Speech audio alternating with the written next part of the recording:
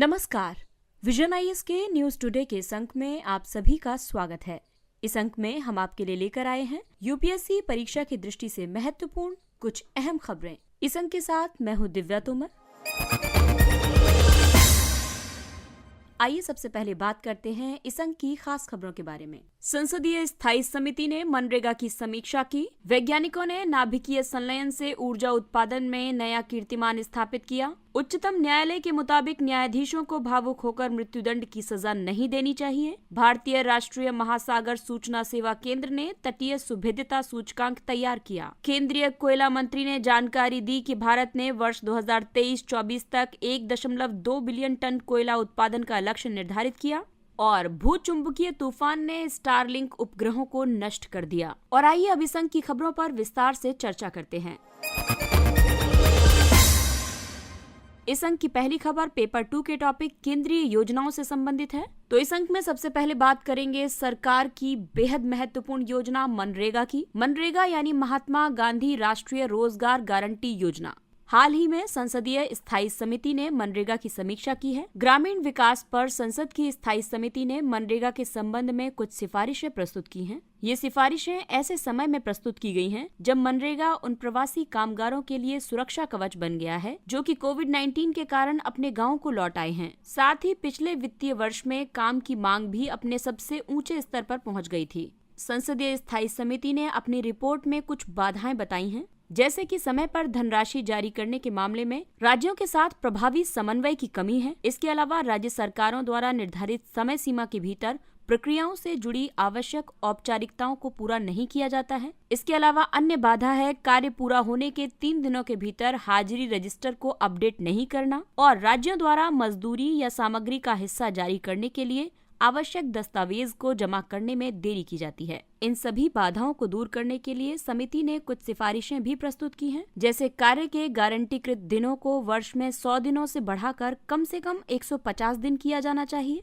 आवंटित धनराशि को निर्धारित समय में और वित्तीय रूप से विवेकपूर्ण तरीके से उपयोग करना चाहिए ताकि संपूर्ण राशि उचित रीति से खर्च की जा सके। इसके अलावा मजदूरी दरों को मुद्रास्फीति के अनुरूप सूचकांक से जोड़कर बढ़ाया जाना चाहिए। संकट की स्थिति में प्रवास करने की प्रवृत्ति को रोकने के लिए संपूर्ण देश में एकीकृत मजदूरी दर को लागू किया जाना चाहिए और योजना के श्रम बजट की समय समय पर समीक्षा करनी चाहिए। महात्मा गांधी राष्ट्रीय ग्रामीण रोजगार गारंटी योजना यानी मनरेगा के अंतर्गत प्रत्येक ग्रामीण परिवार को एक वित्तीय वर्ष में कम से कम 100 दिनों का मजदूरी रोजगार प्रदान किया जाता है। इसमें ग्रामीण परिवार के वयस्क सदस्य यानी जिन्होंने अपनी 18 वर्ष की आयु पूरी कर ली है, इनको शामिल किया जाता है और ये सदस्य स्वेच्छा से अकुशल शारीरिक कार्य करता है। अगली खबर ऊर्जा क्षेत्र से। वैज्ञानिकों ने नाभिकीय संलयन से ऊर्जा उत्पादन में नया कीर्तिमान स्थापित किया है। यूनाइटेड किंगडम के वैज्ञानिकों ने संलयन ऊर्जा का उत्पादन करने में बड़ी सफलता हासिल की है। इसके तहत लगातार 5 सेकंड तक 59 मेगा जूल संलयन ऊर्जा का उत्पादन किया गया। ये वर्ष 1997 के रिकॉर्ड उत्पादन के दोगुने से भी ज्यादा है। इस ऊर्जा का उत्पादन टोकामक नामक मशीन से किया गया है। ये मशीन डोनट के आकार की है। इसके तहत प्लाज्मा का निर्माण करने के लिए ड्यूटेरियम और ट्रिटियम को सूर्य के केंद्र की तुलना में 10 गुना ज्यादा तापमान पर गर्म किया जाता है। आपको बता दें कि ड्यूटेरियम और ट्रिटियम हाइड्रोजन के समस्थानिक यानी आइसोटोप हैं। इस उपलब्धि का काफी महत्व है। ये उपलब्धि इंटरनेशनल थर्मोन्यूक्लियर एक्सपेरिमेंटल रिएक्टर के अनुसंधान को गति प्रदान करेगी। ITER संलयन अनुसंधान वाली एक वृहद परियोजना है। ये 7 सदस्यों चीन, यूरोपीय संघ, भारत, जापान, दक्षिण कोरिया, रूस और संयुक्त राज्य अमेरिका द्वारा समर्थित परियोजना है। ये कम कार्बन उत्पन्न करने वाली और निम्न विकिरण उत्सर्जन के साथ लगभग असीमित ऊर्जा आपूर्ति की क्षमता रखती है। नाभिकीय संलयन यानी न्यूक्लियर फ्यूजन प्रक्रिया के तहत 2 हल्के नाभिक यानी न्यूक्लाई संयुक्त होकर व्यापक मात्रा में ऊर्जा मुक्त करते हैं। ये प्रक्रिया सूर्य जैसे तारों को ऊर्जा प्रदान करती है। संलयन रिएक्टर से उच्च अभिक्रियाशील या लंबे समय तक अस्तित्व में रहने वाले रेडियोधर्मी अपशिष्ट का उत्पादन नहीं होता है। संलयन रिएक्टर में दहन किए जाने वाला ईंधन हीलियम जैसी अक्रिय गैस होती है। अत्यधिक दबाव और आवश्यक अत्यधिक तापमान की वजह से संलयन अभिक्रियाओं को लंबे समय तक बनाए रखना कठिन होता है। अगली खबर पेपर 2 के टॉपिक न्यायिक क्षेत्र से है। उच्चतम न्यायालय ने कहा है कि न्यायाधीशों को भावुक होकर मृत्युदंड की सजा नहीं देनी चाहिए। हाल ही में उच्चतम न्यायालय ने मृत्युदंड के संबंध में एक महत्वपूर्ण निर्णय दिया है। ये निर्णय मृत्युदंड के विरोध में किए जा रहे प्रयासों के लिए एक महत्वपूर्ण मिसाल बन सकता है। उच्चतम न्यायालय ने कहा कि केवल अपराध की भयानक प्रकृति और समाज पर इसके हानिकारक प्रभाव के कारण सुनवाई करने वाले न्यायाधीशों को मौत की सजा का पक्ष नहीं लेना चाहिए। साथ ही न्यायाधीशों को आजीवन कारावास जैसे दंड के संबंध में भी भावनात्मक रूप से निर्णय नहीं लेना चाहिए। न्यायाधीशों ने दंड शास्त्रों के सिद्धांतों के विकास का उल्लेख किया है। दंड शास्त्र के सिद्धांत समाज के अन्य दायित्वों को संतुलित करने के लिए विकसित हुए हैं। उदाहरण के लिए मानव जीवन को तब तक सुरक्षा प्रदान करना जब तक कि उसकी समाप्ति जरूरी न हो, फिर चाहे वो अभियुक्त का जीवन ही क्यों न हो। इसके अलावा अन्य सामाजिक हितों और समाज के सामूहिक विवेक की सेवा करने के लिए भी इन सिद्धांतों का विकास किया गया है। मृत्युदंड यानी कैपिटल पनिशमेंट में अपराधी के जीवन को फांसी के माध्यम से समाप्त कर दिया जाता है। मृत्युदंड एक अत्यधिक गंभीर दंडनीय अपराध के लिए अपराधी की दोष सिद्धि के बाद न्यायालय द्वारा दिया जाता है। एमनेस्टी इंटरनेशनल नामक एक मानवाधिकार संगठन के अनुमान के मुताबिक भारत मृत्युदंड को बरकरार रखने वाले 56 देशों में से एक है। विश्व के 142 देशों ने या तो कानून में या व्यवहार में मृत्युदंड के प्रावधान को समाप्त कर दिया है। संगठन के मुताबिक चीन सबसे अधिक फांसी देने वाला देश बना हुआ है। इसके बाद ईरान, सऊदी अरब, इराक और मिस्र का स्थान है। भारत में मृत्युदंड से संबंधित महत्वपूर्ण निर्णय या प्रावधानों की बात करें तो बचन सिंह बनाम पंजाब राज्य 1980 के मामले में उच्चतम न्यायालय ने दुर्लभ से भी दुर्लभतम यानी रेयरेस्ट ऑफ रेयर मामले का सिद्धांत प्रतिपादित किया था। इस सिद्धांत के अनुसार दुर्लभतम मामलों को छोड़कर अन्य मामलों में मृत्युदंड नहीं दिया जाना चाहिए। मृत्युदंड केवल तब दिया जाना चाहिए जब कोई वैकल्पिक उपाय शेष न बचा हो। दूसरा महत्वपूर्ण वाद था केहर सिंह बनाम भारत संघ 1989 वाद। इसमें उच्चतम न्यायालय ने कहा कि कार्यपालिका की क्षमादान की शक्ति न्यायिक समीक्षा के अधीन है। इसके अलावा अन्य वाद था भगवान दास बनाम राष्ट्रीय राजधानी क्षेत्र दिल्ली 2011। इसमें सुप्रीम कोर्ट ने कहा कि ऑनर किलिंग के मामलों में मृत्युदंड पर विचार किया जा सकता है। इसके अलावा विधि आयोग की 262वीं रिपोर्ट में भी मृत्युदंड के बारे में सिफारिश की गई। इस रिपोर्ट में कहा गया कि आतंकवाद और युद्ध छेड़ने से संबंधित अपराधों के अलावा अन्य सभी अपराधों के लिए मृत्युदंड को समाप्त कर दिया जाना चाहिए।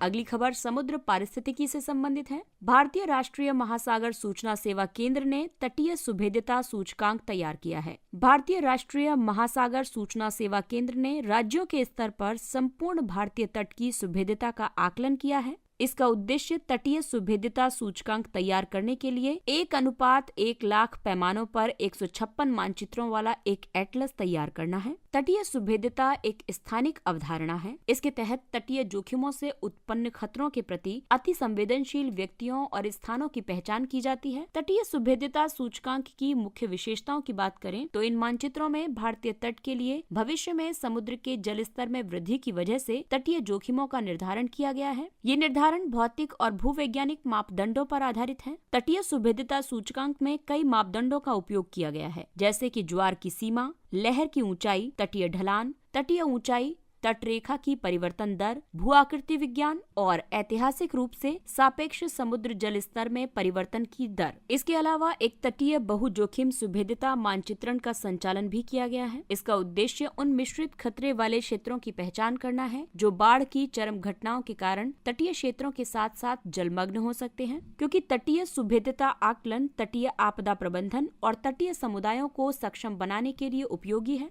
26% भारतीय आबादी तटरेखा से 100 किलोमीटर के भीतर निवास करती है। भारतीय राष्ट्रीय महासागर सूचना सेवा केंद्र यानी इनकोइस पृथ्वी विज्ञान मंत्रालय के तहत एक स्वायत्त निकाय है। ये निरंतर महासागर अवलोकन के माध्यम से महासागर से संबंधित डेटा, सूचना और सलाहकार सेवाएं प्रदान करता है। साथ ही सूचना प्रबंधन और महासागर प्रतिरूपण या मॉडलिंग में व्यवस्थित एवं केंद्रित अनुसंधान के माध्यम से इसमें निरंतर सुधार भी करता है।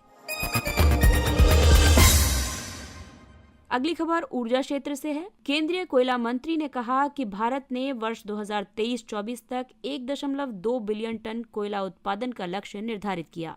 मंत्रालय के मुताबिक कोल इंडिया लिमिटेड ने CIL की खदानों से 1 अरब टन कोयला उत्पादन करने वाले कार्यक्रम की परिकल्पना की है। CIL ने लगभग 160 मिलियन टन प्रतिवर्ष की क्षमता वाली 15 परियोजनाओं की पहचान की है। इनका संचालन माइन डेवलपर सह ऑपरेटर मोड द्वारा किया जाएगा। CIL ने फर्स्ट माइल कनेक्टिविटी परियोजनाओं के तहत मशीनीकृत कोयला परिवहन और लदान प्रणाली को उन्नत करने के लिए कदम उठाए हैं। वर्ष 2020-21 के दौरान कोयले का अखिल भारतीय उत्पादन 716.08 मीट्रिक टन था। इसमें 2.03% की नकारात्मक वृद्धि हुई थी। इसीलिए कोयला उत्पादन को बढ़ाने के लिए सरकार ने कई कदम उठाए हैं, जैसे कि राजस्व साझाकरण तंत्र पर कोयले की वाणिज्यिक नीलामी, कोयला खदानों के संचालन में तेजी लाने के लिए कोयला क्षेत्र के लिए सिंगल विंडो क्लियरेंस पोर्टल, नीलामी के संचालन की प्रक्रिया में तेजी लाने के लिए और वर्ष के दौरान नीलामी के अधिक दौर को संचालित करने के लिए रोलिंग नीलामी तंत्र, कोयला खनन में स्वचालित मार्ग के माध्यम से 100% प्रत्यक्ष विदेशी निवेश। इसके अलावा कोयला क्षेत्र के समक्ष चुनौतियां प्रस्तुत करने के लिए नवीनतम तकनीकी उपकरणों की कमी और खुली खदानों से कोयला खनन की अधिकता। इसके अलावा राज्य और केंद्र सरकार के स्तर पर कई स्वीकृतियों को प्राप्त करने की वजह से भी कोयला क्षेत्र के समक्ष कई चुनौतियां मौजूद हैं। साथ ही नवीकरणीय ऊर्जा की दिशा में प्रगति और अवैध खनन में वृद्धि तथा कोयले का निर्यात महत्वपूर्ण बाधाएं या चुनौतियां हैं। आपको बता दें कि भारत विश्व का दूसरा सबसे बड़ा कोयला उत्पादक है। भारत में विश्व का लगभग 5वां सबसे बड़ा कोल भंडार है।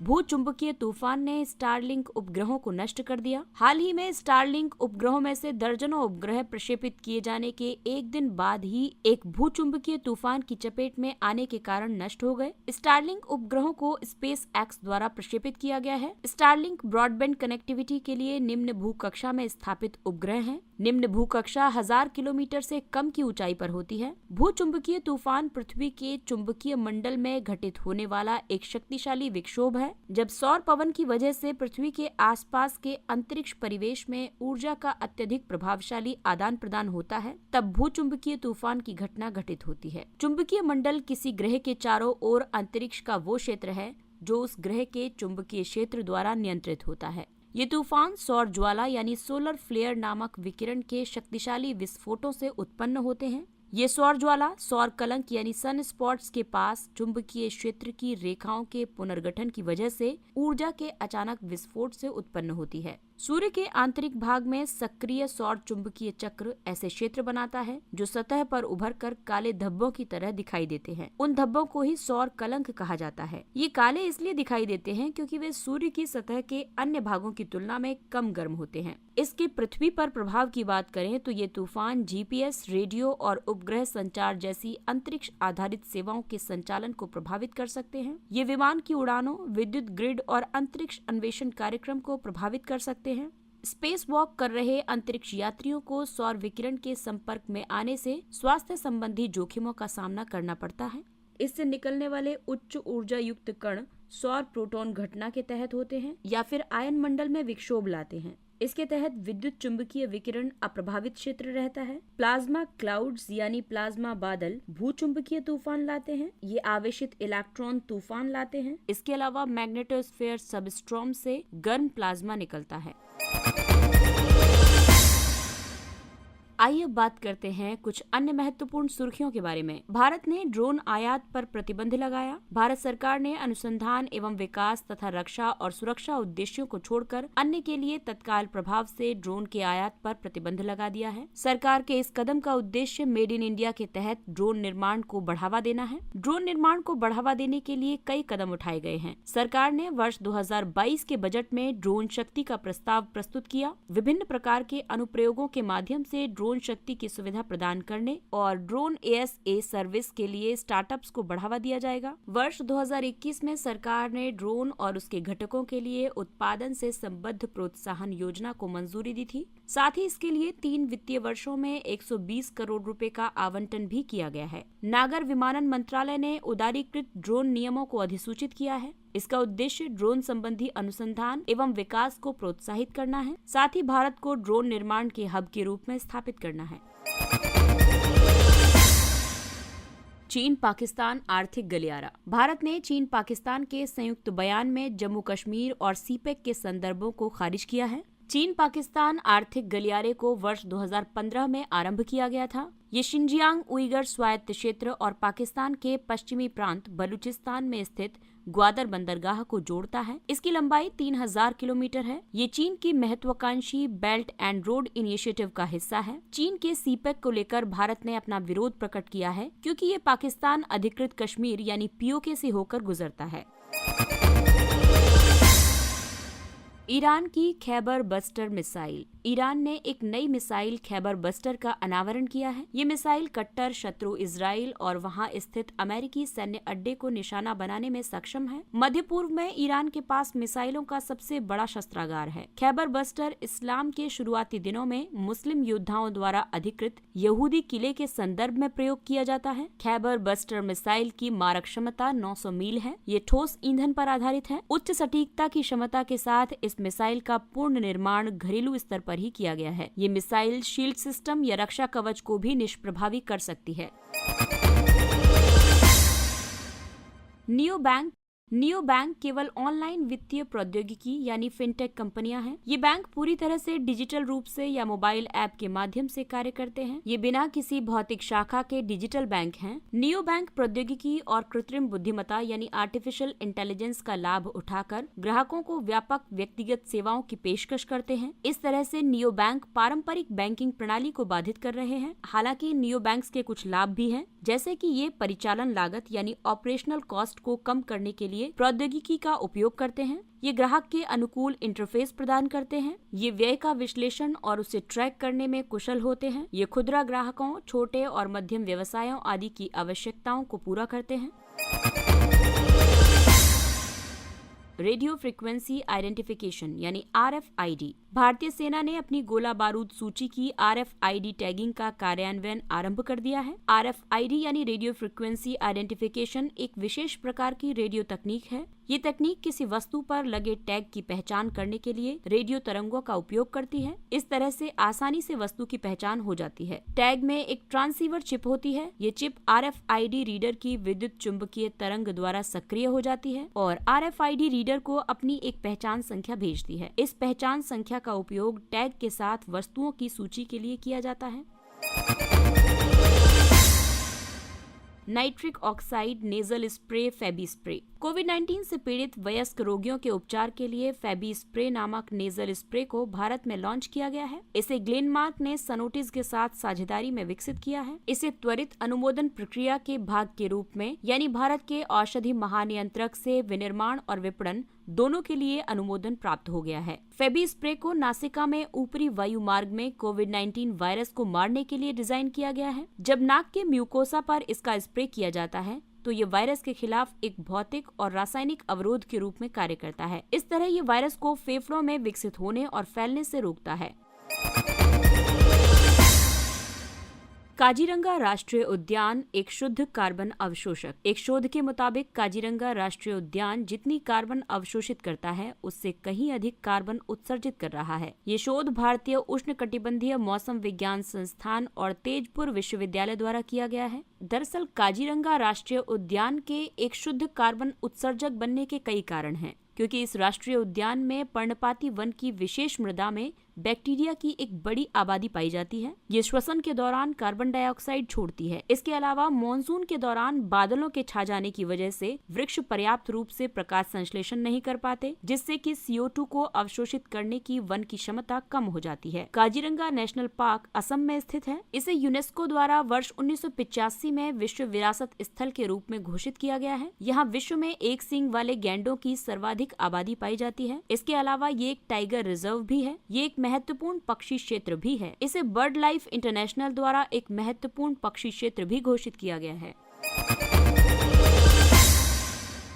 अटल सुरंग। अटल सुरंग को आधिकारिक तौर पर वर्ल्ड बुक ऑफ रिकॉर्ड्स ने 10,000 फीट से अधिक ऊंचाई पर स्थित विश्व की सबसे लंबी सुरंग के रूप में मान्यता दी है। ये सुरंग रोहतांग दर्रे के नीचे से गुजरने वाली 9.02 किलोमीटर लंबी सुरंग है। ये हिमाचल प्रदेश में मनाली से लाहौल स्पीति घाटी तक हर मौसम में संपर्क प्रदान करती है। इसे सीमा सड़क संगठन द्वारा बनाया गया है। इसका निर्माण ड्रिल और ब्लास्ट यानी NATM new Austria tunnelling method तकनीकों का उपयोग करके किया गया है। इस सुरंग में सेमी ट्रांसवर्स वेंटिलेशन सिस्टम, आपातकालीन संचार के लिए प्रत्येक 150 मीटर पर टेलीफोन कनेक्शन और फायर हाइड्रेट तंत्र है।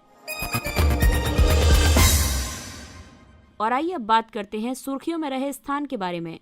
सुंदरबन में बाली द्वीप। खादी और ग्रामोद्योग आयोग चरखा, मधुमक्खी पालन आदि संबंधी स्वरोजगार गतिविधियों के माध्यम से बाघ प्रभावित बाली द्वीप, जो कि सुंदरबन के घने मैंग्रोव क्षेत्र में है, इसका कायाकल्प कर रहा है। बाली पश्चिम बंगाल के दक्षिण 24 परगना जिले के द्वीपों में से एक है। इसे गुमड़ी चैनल सुंदरबन राष्ट्रीय उद्यान से अलग करता है। ये मैंग्रोव वन क्षेत्र में स्थित है। सुंदरबन खोलशाय, पुष्प सहद, सजनेखली टाइगर रिजर्व आदि के लिए प्रसिद्ध है। इसके साथ ही ये अंक समाप्त होता है। अगले अंक में फिर मुलाकात होगी कुछ अन्य महत्वपूर्ण खबरों के साथ। तब तक अपना ख्याल रखिए, सुरक्षित दूरी बनाए रखिए, मास्क पहनिए, हाथ और चेहरा साफ रखिए, क्योंकि कोविड अभी पूरी तरह से समाप्त नहीं हुआ है, इसलिए अपना और अपनों का विशेष ध्यान रखें। टीकाकरण अवश्य करवाएं और इसी अपील के साथ विजन IAS की पूरी टीम को दीजिए इजाजत। नमस्कार।